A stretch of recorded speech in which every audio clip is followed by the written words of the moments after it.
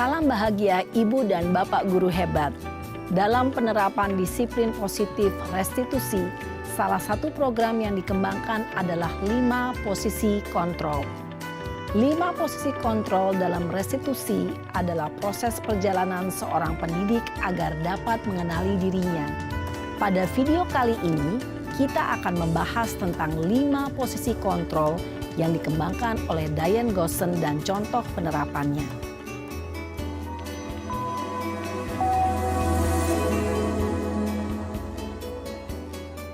5 posisi kontrol itu adalah 1. Posisi penghukum. 2. Posisi pembuat merasa bersalah. 3. Posisi teman. 4. Posisi pemantau atau monitor. Dan 5. Posisi manajer. Untuk lebih memahami kelima posisi tersebut, mari kita saksikan kasus Naren yang terlambat hadir 20 menit di sekolah dan melihat bagaimana kelima posisi kontrol dalam menghadapi masalah tersebut.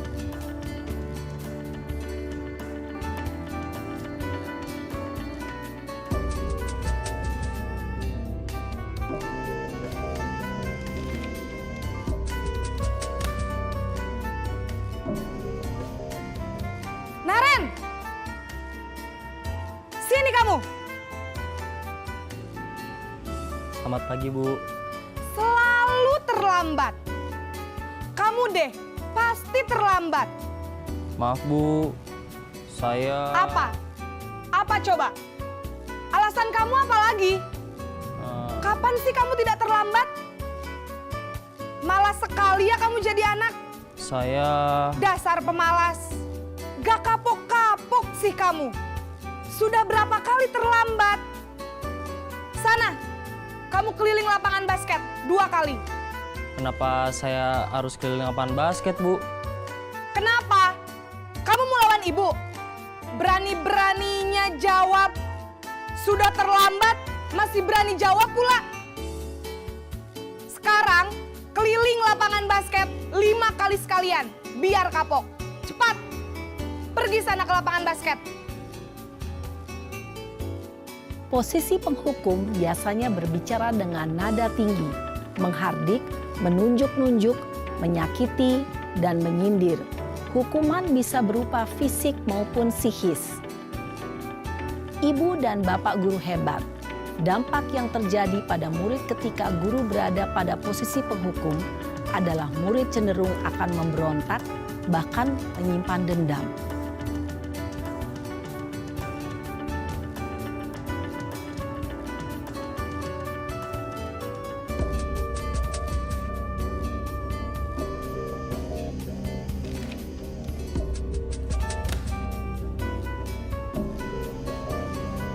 Naren!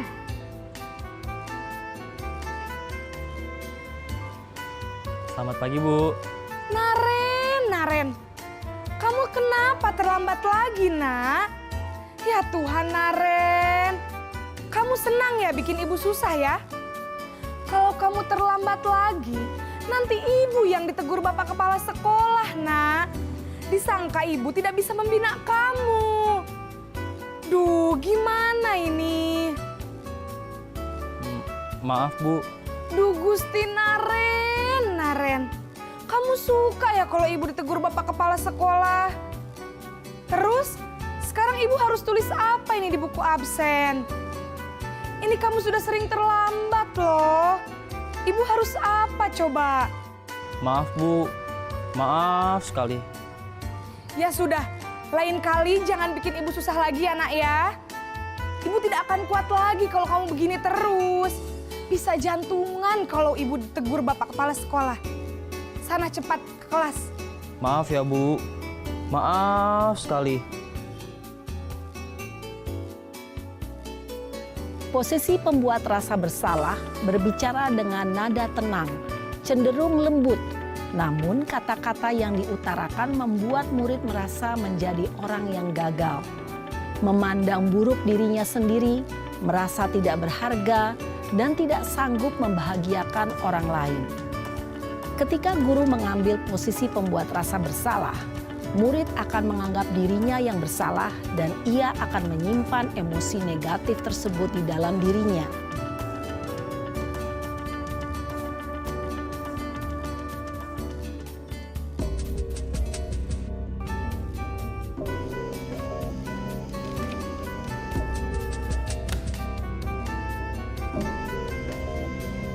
Naren!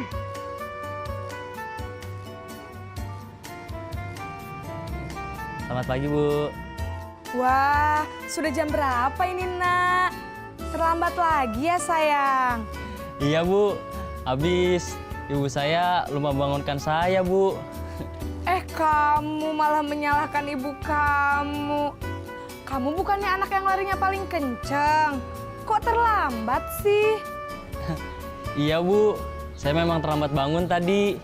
Jadi, biarpun saya lari kencang, tetap gak kekejar, Bu.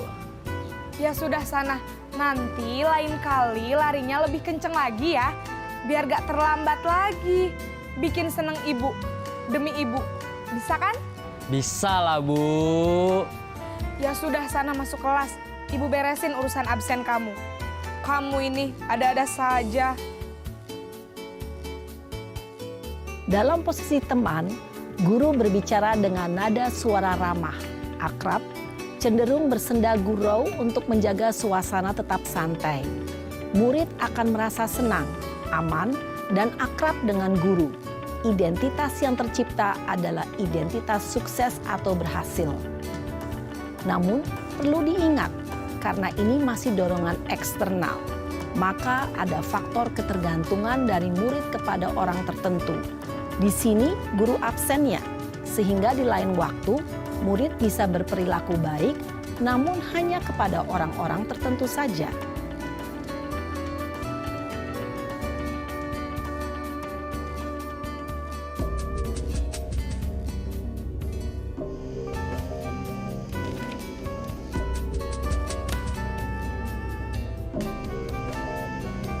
Naren!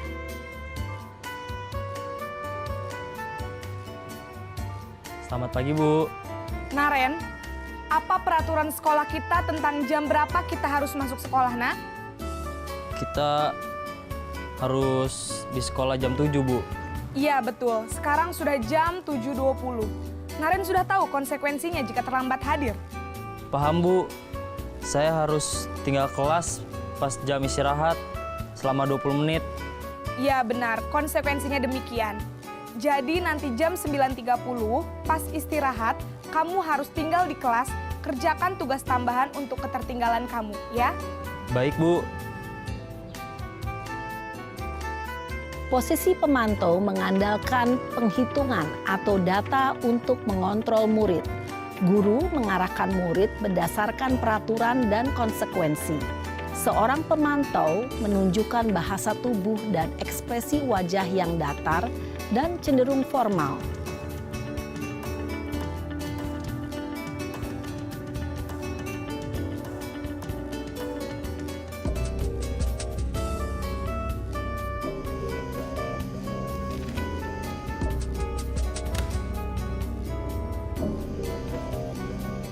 Naren!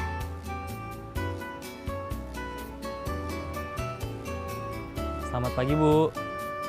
Selamat pagi, Naren. Maaf, Bu. Saya terlambat. Iya, sekolah masuknya jam 7, sekarang sudah jam 7.20. Jadi sekarang bagaimana ini, Naren? Maaf, Bu. Saya lupa setel alarm saya semalam. Baiklah, menurut kamu, keyakinan sekolah yang mana yang perlu kamu tingkatkan? Menghargai diri sendiri dan orang lain mungkin ya, Bu. Setuju. Jadi, apakah Naren meyakini prinsip saling menghormati tersebut? Iya, Bu. Saya meyakininya. Apakah Naren bersedia memperbaiki masalah keterlambatan ini? Bersedia, Bu. Bagaimana kamu akan perbaiki masalah keterlambatan ini? Saya akan coba untuk tidak lupa menyetel alarm saya, Bu. Baik, kalau Naren lupa menyetel alarm di rumah, ada orang yang kira-kira bisa bantu mengingatkan tidak? Ada, Bu. Kakak saya, Kak Ema. Ada lagi selain Kak Ema? Selain Kak Ema, ada ibu saya. Baik, jadi yang mengingatkan Naren adalah Kak Emma dan ibu kamu ya. Kira-kira akan mulai setel alarm kapan nih Naren? Setelah pulang sekolah, akan segera saya lakukan. Baik, jadi Naren akan setel alarm untuk bangun besok pagi dan akan diingatkan oleh kakak dan ibunda Naren ya. Ada lagi yang mungkin perlu dilakukan Naren? Agar tidak terlambat bangun lagi. Tidak ada, Bu. Baik Naren, terima kasih untuk kerjasama kamu. Sekarang kamu perlu kembali ke kelas untuk belajar. Baik, Bu. Terima kasih.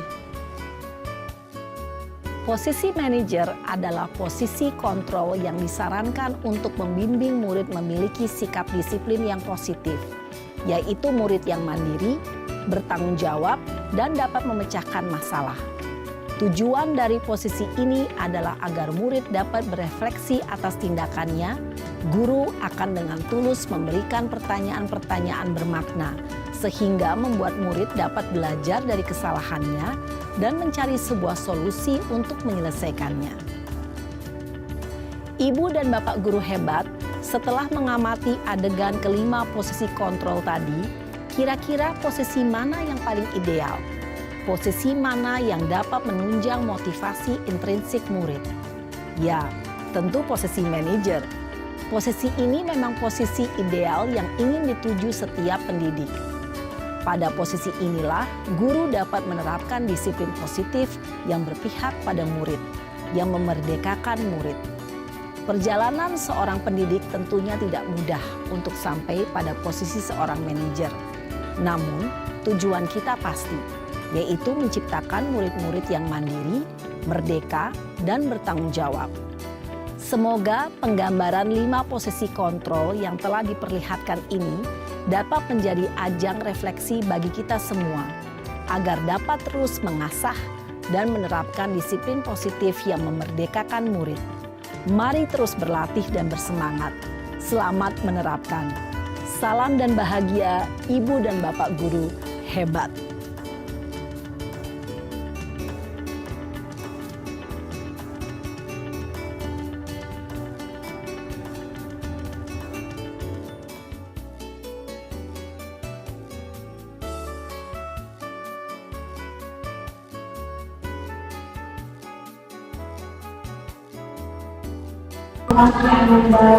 Pagi Bu. Alhamdulillah sehat. Baik Anindra, mohon maaf ini Pak Anindra berkaitan dengan apakah benar Mama Anindra tidak mengerjakan tugas kelompok bersama teman-teman?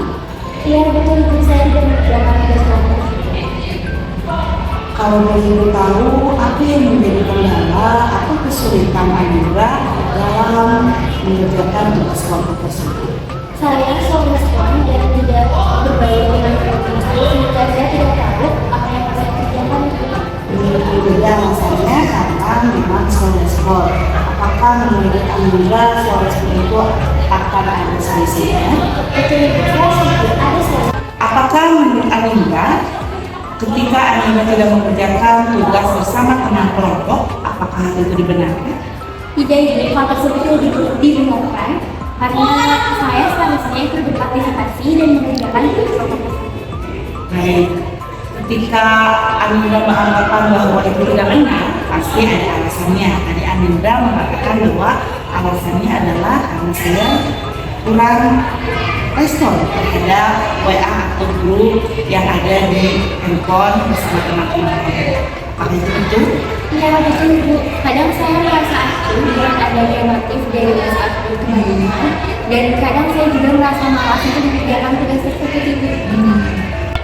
Ketika tadi mengatakan bahwa tidak punya kelompok harus merespon, menurut Anindra apakah hal itu melanggar keyakinan kelas yang sudah kita buat?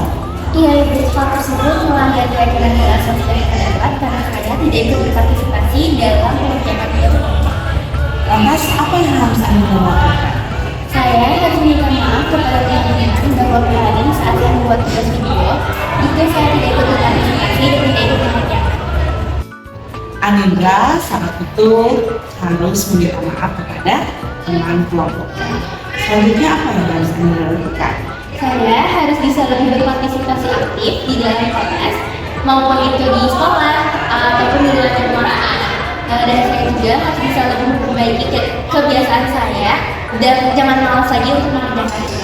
Nah, yang Ibu berharap semoga Amira selalu ikut berpartisipasi aktif baik di dalam kelompok ataupun di kelas, dan jangan sampai tugas-tugasnya terlalaikan atau dilupakan baik pelajaran Ibu ataupun pelajaran yang lainnya.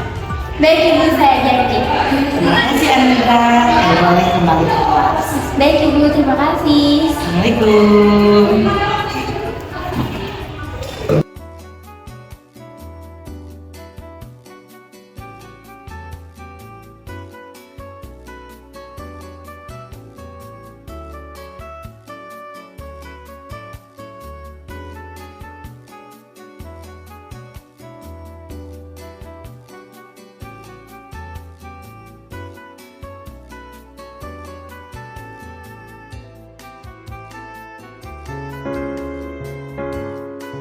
Assalamualaikum warahmatullahi wabarakatuh. Setelah saya mendapatkan materi sosialisasi disiplin positif yang disampaikan oleh Ibu Dinar, saya jadi mengetahui di mana posisi kontrol saya sebagai guru yang bisa saya terapkan kepada para peserta didik. Saya jadi terinspirasi untuk menjadi seorang manajer yang bisa menumbuhkan motivasi intrinsik siswa untuk bersikap disiplin dan juga memiliki keyakinan kelas yang baik.